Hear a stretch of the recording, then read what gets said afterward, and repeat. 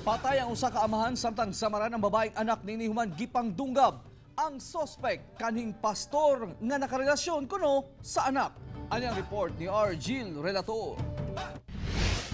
Patay diha dayon ang 69 anyos nga amahan nga si Trinidad Bariga samtang samaran sa mga anak ni ini nga si Mildred 49 anyos human pulos gipang dunggab. Sa investigasyon, pugsanon kuno ang gisulod sa suspect nga si Edwin Capol, 70 anyos, ang girentahang balay sa mga biktima sa Ecolan, Davao City, sayo kaganihang buntag. Nabugos nga mo sulod, wala gipasulod ni Katkat sa Coral.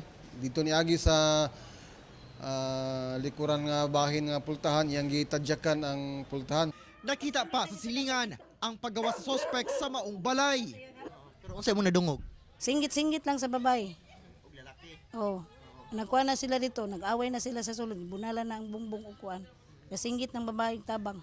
Sumala sa suspect nga karelasyon niya ang biktimang si Mildred. Upat ka adlaw na kuno sila nga walay komunikasyon. Hinungdan nga iya kining gisulong. Live-in partner. Ano nagbulag man mo? Lakaw man na siya dito sa Digos kay bako kay balugong. Kaysa yung kanto dito mo na nga waman man ang sa kwa. Bisan magtawag ko sa cellphone, di man matubag. So nagpaabot ko dito sa ilaha. Depensa sa suspect. Kadungog yung amahan, ako ngayon lang. Dugay naman na yung mga anak. Suko na sa bunalan ni ko na tubo. Mo ni igo ko ani. Gilayong gidala sa Southern Philippines Medical Center ang babaeng biktima.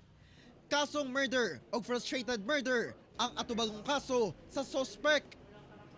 Kauban si Jojo Solarte sa kamera. Ako si Argil Relator para sa One Mindanao.